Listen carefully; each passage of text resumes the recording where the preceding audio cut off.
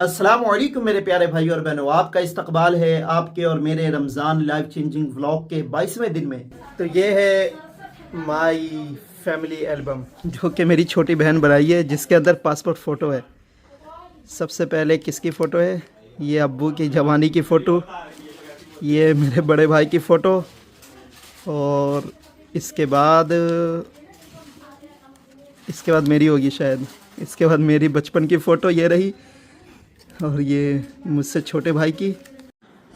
तो ये है मेरे बचपन की फ़ोटो, जब मैं पहली दफ़ा मदरसे जा रहा था तो पासपोर्ट फ़ोटो की ज़रूरत पड़ी थी, तब मैंने ये खिंचवाई थी। तो ऐसा लगता था जब मैं हिफ्स के लिए एडमिशन करवाने जा रहा था मदरसे में। तब देखिए, तब शायद मैं 8 या 9 साल का रहा हूँगा, और अब मेरी उम्र है 24 साल। खैर, बदलने में टाइम नहीं लगता, इंसान वक्त इतनी तेज़ी से गुज़र जाता है कि पता ही नहीं चलता। एक वक्त था जब मदरसे के लिए मैं तैयार हो रहा था, और अब ये वक्त है कि अब मैं मदरसे से फ़ारिग हो चुका हूँ। अल्हम्दुलिल्लाह, अल्लाह का फ़ज़ल है। पासपोर्ट फ़ोटो हम निकालते हैं तो इस्लाम में तो पेंटिंग हराम है जानदार की। तो ये जो पासपोर्ट फ़ोटो है या दूसरी जो फ़ोटो हम प्रिंट करके निकालते हैं, तो ये सारी चीज़ें क्या होती है, पेंटिंग में आती है, जानदार की तस्वीर बनाने में आती है। तो इस तरह की अगर आप किसी ज़रूरत के तहत कोई फ़ोटो नहीं निकलवाते तो ये हराम है, ये जायज़ नहीं है। लेकिन जैसे जैसे ज़माना बढ़ता गया और आज तो पासपोर्ट फ़ोटो की अक्सर डॉक्यूमेंट में बहुत ज़्यादा ज़रूरत पड़ती है, इसलिए उलमाए किराम ने पासपोर्ट साइज़ फ़ोटो को यानी ज़रूरत के तहत फ़ोटो निकलवाने को जायज़ करार दे दिया। क्योंकि ज़रूरत के वक्त बहुत सारी चीज़ें नाजायज़ भी जायज़ हो जाती है, लेकिन कोई शौक़ के तौर पर यानी शादी ब्याह में फ़ोटो क्लिक करवाने के बाद प्रिंट निकालते हैं तो ये जायज़ नहीं है। सिर्फ ज़रूरत के तहत आप इस तरह की फ़ोटो निकलवा सकते हैं, लेकिन शौकिया तौर पे आप इस तरह की फ़ोटो नहीं निकलवा सकते, ये जायज़ नहीं होगा। तो कोशिश ये करें कि सिर्फ ज़रूरत के तहत इन तरह की फ़ोटो निकालें। तो अल्हम्दुलिल्लाह डिनर में है चावल, रोटी है, लेकिन सब्ज़ी बनी है। सब्ज़ी के साथ मुझे रोटी अच्छी नहीं लगती, लेकिन सब्ज़ी खा लेता हूँ क्योंकि ये भी अल्लाह की नेमत है। आलू भिंडी की सब्ज़ी, दाल, चावल, अंडा, और ये कल का बचा हुआ गोश्त। तो अल्हम्दुलिल्लाह अभी अभी सिरी के लिए उठकर मैं फ़्रेश हो चुका हूँ, और जैसा कि अभी मैं उठा तो मैंने कहा था कि 21 रमज़ान से लेकर 30 रमज़ान तक या 29 रमज़ान तक डेली हमें सोने से पहले या सोकर आप उठे जब सेरी के लिए, तब ये दुआ हमें पढ़नी है, अल्लाहुम्मा इन्नका अफ़ुव्वुन तुहिब्बुल अफ़्व फ़अफ़ु अन्नी। तो अल्हम्दुलिल्लाह मैंने ये दुआ पढ़ ली, क्योंकि आप सल्लल्लाहु अलैहि वसल्लम इरशाद फरमाते हैं कि लैलतुल क़द्र की रात में ये दुआ ज़रूर पढ़े, और लैलतुल क़द्र आखिरी की इंताक रातों में किसी भी रात में हो सकती है। तो 21 रमज़ान से लेकर 29 रमज़ान तक की हर एक रात में आप ये दुआ ज़रूर पढ़ें, और इसका टाइम है हत्ता मतलइल फ़ज्र, यहाँ तक कि फ़जर का टाइम ना हो जाए, यहाँ तक कि फ़जर तुलू हो जाए, यानी फ़जर का टाइम होने से पहले पहले ये रात रहेगी शब क़द्र की रात, जो कि मोस्टली आज तो वैसे भी 22 की रात है, तो आज की रात में तो लैलतुल क़द्र नहीं होगी, लेकिन फिर भी हमें पढ़ लेनी है, क्योंकि लैलतुल क़द्र की रात 21, 23, 25, 27 और 29 में से किसी एक रात में होगी। तो डेली हमें ये दुआ पढ़नी है। तो मैंने अल्हम्दुलिल्लाह पढ़ लिया, और जैसा कि मैं सेरी के लिए, घर वालों के लिए ये केक लेकर आया था, और दूसरी चीज़ ये है, इसकी ख़ास बात ये है कि इसके अंदर ये बटर पाव है, इसके अंदर बटर भी है माशाल्लाह से। और बटर खाना हमारे नबी की सुन्नत है, हमारे नबी बटर खाना बहुत पसंद करते थे। तो बटर पाव लेकर आया हूँ ताकि मेरे घर वाले और छोटे बच्चे जो घर के हैं वो केक खा सके, और घर वाले बटर पाव खा सके।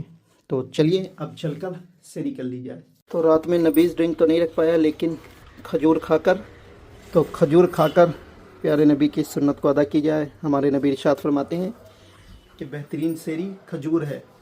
माशाल्लाह ये काफ़ी टेस्टी है, क्योंकि इसके अंदर बटर और जैम है, काफ़ी अच्छा लग रहा है इन दोनों का कॉम्बिनेशन। तो अल्हम्दुलिल्लाह आज हम सब की 22वीं सेरी कंप्लीट हो गई। तो आज की लाइफ चेंजिंग कुरानी आयत और लाइफ चेंजिंग हदीस नमाज के ऊपर है, नमाज छोड़ने वालों के ऊपर है। अल्लाह कुरान के सूरह मुदस्सिर में इरशाद फरमाता है, अऊज़ु बिल्लाहि मिनश शैतानिर रजीम, बिस्मिल्लाहिर रहमानिर रहीम, मा सलककुम फ़ी सक़र। जब जन्नती जहन्नमियों से पूछेंगे कि जहन्नमियों, तुम्हें किस चीज़ ने जहन्नम में डाला? क़ालू लम नकु मिनल मुसल्लीन, तो वो सब कहेंगे कि हम नमाज छोड़ देते थे, इसलिए आज हम जहन्नम में हैं। तो जैसा कि देख सकते हैं कि इस आयत से हमें ये पता चलता है कि बहुत सी तादाद के जहन्नम में बहुत से ऐसे लोगों की तादाद होगी जो नमाज छोड़ने की वजह से जहन्नम में होंगे। तो क्या जो लोग नमाज छोड़ देते हैं वो हमेशा जहन्नम में ही रहेंगे? तो ऐसा हरगिज़ नहीं है। इस आयत से ये हरगिज़ मत समझे कि जो लोग नमाज छोड़ दिया करते थे, जो लोग नमाज के छोड़ने की वजह से जहन्नम में होंगे, वो हमेशा जहन्नम में नहीं रहेंगे। हाँ, ये ज़रूर है कि अपनी नमाज के छोड़ने की वजह से उन्हें यह अज़ाब मिलेगा कि उन्हें जहन्नम में रखा जाएगा और उन्हें जहन्नम में जितनी नमाज़ें छोड़ी उसने, उन नमाज़ों के छोड़ने पर उन्हें अज़ाब दिया जाएगा, और जब वो अपनी सज़ा पा लेंगे फिर वो जहन्नम से निकाल कर जन्नत में डाल दिए जाएंगे। तो इससे यह हरगिज़ मत समझे कि नमाज छोड़ने वाला हमेशा जहन्नम में रहेगा। हाँ, ये ज़रूर है कि नमाज छोड़ने की वजह से आपको जहन्नम में जाना पड़ जाएगा, लेकिन हमेशा जहन्नम में वही शख्स रहेगा जो कि काफिर होगा या मुशरिक होगा या जो मुनाफिक होगा। यानी जो इंसान नमाज तो पढ़ता था लेकिन हमारे नबी का गुस्ताख था, जो लोग नमाज तो पढ़ते थे लेकिन सहाबा को गालियाँ देते थे, जो लोग नमाज तो पढ़ते थे लेकिन मुसलमानों के साथ गद्दारी करते थे या इस्लाम के गद्दार थे, मुनाफिक थे, तो ऐसे लोग यानी जो काफिर होंगे, मुशरिक होंगे, वो लोग हमेशा जहन्नम में रहेंगे। यानी जिनके अंदर ईमान होगा, अगर वो नमाज छोड़ें, बख्शिश तो हमारे नबी हर एक मोमिन की करा के ही रहेंगे। अपनी उम्मत के तमाम मोमिनीन को हमारे नबी बख्शवा कर जन्नत में ले जाएंगे। इसी तरह जो जहन्नम में होगा, जो मोमिन जहन्नम में होगा अपनी नमाज छोड़ने की वजह से, तो हमारे नबी सजदे में चले जाएंगे और आंसू बहा बहा कर अपनी उम्मत के लिए अल्लाह से ये दरख्वास्त करेंगे कि या अल्लाह मेरी उम्मत को जहन्नम से निकाल कर जन्नत में डाल दे। लेकिन आप सल्लल्लाहु अलैहि वसल्लम ये रोएंगे या गिड़गिड़ाएंगे, उन्हीं की सिफारिश कराएंगे जिनके अंदर ईमान होगा। जिनके अंदर ईमान नहीं, जो सिर्फ नाम के मुसलमान होंगे, उनकी बख्शिश नहीं होगी कभी। तो ये चीज़ हमेशा याद रखें। खैर, आइए अब नमाज के ऊपर। इस आयत से बताना ये मकसद है कि नमाज अल्लाह की इतनी बड़ी नेमत है कि नमाज अल्लाह का दिया गया वो हुक्म है जिसको पूरा करना हर एक इंसान पर, हर एक मुसलमान पर ज़रूरी क्या फ़र्ज़ है। अगर आप इसे पूरा नहीं करेंगे तो इस पर आपकी पकड़ होगी, जिसकी वजह से क़ालू लम नकु मिनल मुसल्लीन, नमाज नहीं पढ़ने वाले जहन्नम में जाएंगे। इसी तरह आप सल्लल्लाहु अलैहि वसल्लम हदीस में इरशाद फरमाते हैं कि मोमिन और काफिर व मुशरिक के बीच फ़र्क करने वाली चीज़ नमाज है। मोमिन और मुनाफिक के बीच फ़र्क करने वाली नमाज है। जिसने नमाज को जानबूझ के छोड़ दिया उसने कुफ्र कर दिया। तो सोच सकते हैं कि नमाज की कितनी बड़ी अहमियत है। तो मेरे प्यारे भाइयों और बहनों, नमाज कभी मत छोड़ना। कुरान में बहुत ज़्यादा ताकीद की गई है नमाज को पढ़ने के ऊपर, नमाज को अदा करने के ऊपर। आप सल्लल्लाहु अलैहि वसल्लम इरशाद फरमाते हैं कि हमारे और काफिरों के दरमियान जो मुआहदा हुआ है, यानी जो अल्लाह ने हमसे वादा लिया है, वो नमाज का लिया है। जो लोग नमाज छोड़ देगा वो काफिर हो जाएगा, यानी जानबूझकर उस पर तौबा लाजिम आएगी।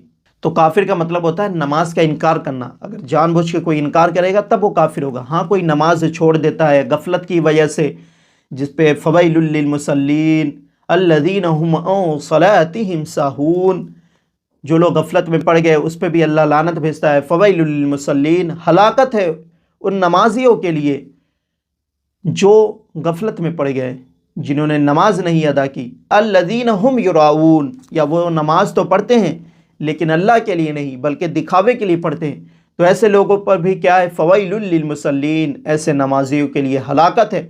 अल्लाह ने यहाँ वईदें सुनाई है। तो मेरे प्यारे भाइयों और बहनों, किसी भी हाल में नमाज को मत छोड़ो। आज हमारे बहुत से भाई बहन जो कि जॉब पर जाते हैं या कॉलेज या यूनिवर्सिटी जाते हैं या स्कूल जाते हैं, तो वो कहते हैं कि हमारी नमाजें वहाँ नहीं हो पाती। तो मेरे प्यारे भाइयों और बहनों, आप अल्लाह के लिए, आपको अल्लाह के लिए कॉम्प्रोमाइज़ करना है, ना कि अपने जॉब या अपनी स्टडी के लिए। हाँ, ये ज़रूर है कि आप वहाँ जमात से नमाज नहीं पढ़ सकते, तो आपको अल्लाह ने ये छूट दे दी। शरीयत आपको ये छूट देता है कि कम से कम आप अकेले ही टाइम पर उस नमाज को अदा करें। कभी कभी ऐसा हो जाता है कि चलो एग्ज़ाम के वक्त नमाज का वक्त आ गया तो उस वक्त आप नहीं हट सकते, तो कभी कभी ये हो जाना कि नमाज को टाइम पर नहीं पढ़ना, ये चलता है। लेकिन ये हमेशा का ये मामूल बना लेना, अपनी जॉब की वजह से, माल और दौलत की वजह से, या अपनी स्टडी की वजह से, या जिस कॉलेज या यूनिवर्सिटी में आप जाते हैं वहाँ के इन्वायरमेंट की वजह से, वहाँ के माहौल की वजह से आप नमाज को उसके टाइम पे अदा नहीं करते तो आपकी पकड़ होगी। फिर आपने अल्लाह के लिए क्या कॉम्प्रोमाइज़ किया? आपको त्यागना है कोई चीज़ तो अल्लाह के लिए त्यागना है। जॉब के लिए आपको नमाज नहीं छोड़नी, किसी भी स्टडी के लिए आपको नमाज नहीं छोड़नी, किसी भी वजह से आप नमाज नहीं छोड़ सकते सिवाय जब तक कि आप बहुत ज़्यादा बीमार ना हो जाए। लेकिन आज का मुसलमान बेहतरीन जॉब की वजह से नमाज को छोड़ रहा है, किसी अच्छी यूनिवर्सिटी में उसका दाखिला हो गया तो वहाँ पढ़ने के बाद नमाज नहीं अदा कर रहा है। हर एक फील्ड में इंसान जा तो रहा है लेकिन अल्लाह के लिए वो कॉम्प्रोमाइज़ नहीं कर रहा, बल्कि दुनिया के लिए नमाज के साथ वो कॉम्प्रोमाइज़ कर रहा है। तो मेरे प्यारे भाइयों और बहनों, ये बहुत ही गलत बात है। कोई चीज़ त्यागना है तो दीन के लिए, अल्लाह के लिए त्यागो, ना कि जॉब के लिए या स्टडी के लिए आप नमाज को त्यागना शुरू कर दो। हाँ, ये ज़रूर है कि शरीयत ने आपको ये हक़ दिया है, इतनी छूट दी है कि आप ऐसी यूनिवर्सिटी में जहाँ पे कोई मस्जिद नहीं है, जहाँ आप टाइम पे नमाज अदा नहीं कर सकते, तो कम से कम आप वहाँ तन्हा नमाज पढ़ ले। लानत है ऐसी स्टडी पर, लानत है ऐसी जॉब पर जो आपको दीन से दूर कर दे, जो आपको नमाज से दूर कर दे, जो आपको अल्लाह से दूर कर दे। ऐसी चीज़ों से हट जाओ। जो स्टडी, जो जॉब आपको दीन से दूर कर दे, जो जॉब आपको अल्लाह से दूर कर दे, जो जॉब आपको नमाज से दूर कर दे, ऐसी जॉब को लात मारो, ऐसी स्टडी को लात मारो। क्योंकि यहाँ हम सिर्फ अल्लाह के लिए कॉम्प्रोमाइज़ करने आए हैं, दुनिया के लिए नहीं, माल और दौलत के लिए नहीं, पैसे के लिए नहीं, जॉब के लिए नहीं, स्टडी के लिए नहीं। पहली हमारी फर्स्ट प्रायोरिटी है अल्लाह। कोई चीज़ त्यागना है तो हम अल्लाह के लिए त्यागेंगे, बाकी किसी चीज़ के लिए नहीं। हमारा जहन यही होना चाहिए। देखते हैं आप लोग मेरी वीडियो? क्या अच्छी लगती है। अच्छा, क्या कह रहे थे आप? स्क्रॉल करते करते बार बार आ जाती है वीडियो। मेरी वीडियो आ जाती है। सब्सक्राइब नहीं किया आपने? सब्सक्राइब कर। अच्छा, माशाल्लाह। जब यूट्यूब खोलो आप भी देखते हो? क्या देखते हो? क्या सीखा आपने? सीखने को मिलता है नहीं कुछ? जब यूट्यूब खोलता है सब पर आपकी वीडियो होती है। मेरी वीडियो होती है। अच्छा, तो ज़रूरी है कि सीखे, रमान की भी फोटो है ना? सीखना ज़रूरी है और बहुत अच्छा लगता है। आप लोग भी देखते हैं? आपने मेरी वीडियो देखी है? जी। अच्छा, माशाल्लाह। तो ये चीज़ अच्छी लगती है कि जो आज की न्यू जनरेशन आने वाली है, जो हमारी यूथ आने वाली है, जब ये बड़े होंगे, नौजवान होंगे, तो अभी से इनकी दिलचस्पी है किस चीज़ में? इस्लाम में। तो ये ज़रूरी है कि आप अपने बच्चों को कार्टून या फजूल चीज़ें दिखाने के बजाय अच्छी चीज़ों की तरफ मोटिवेट करें, जिनको देखने के बाद उनका रिश्ता अल्लाह और उसके रसूल से ज़्यादा मजबूत हो, दीन की तरफ अट्रैक्ट हो, उनको मोटिवेशन मिले। एक मुसलमान की ज़िंदगी कैसी होनी चाहिए, आप बचपन से ही अपने बच्चों को दिखाएंगे, तभी इन बच्चों को पता चलेगा कि इस्लाम क्या है। आप लोगों को क्या है, मुसलमान है ना? जी जी मुसलमान होने पर खुशी है या नहीं आप लोगों को? जी। अच्छा, माशाल्लाह। रोज़ा आज कौन सा रोज़ा है तुम्हारा? दूसरा? अच्छा, चलो मुबारक हो, 2 रोज़े कंप्लीट हो गए माशाल्लाह। 22 रोज़े में 2 रोज़े रखे। चलो कोई बात नहीं, आदत बनाओ। अभी अगले साल कितना, इससे भी ज़्यादा रखने की कोशिश करना। बोलो इंशाअल्लाह।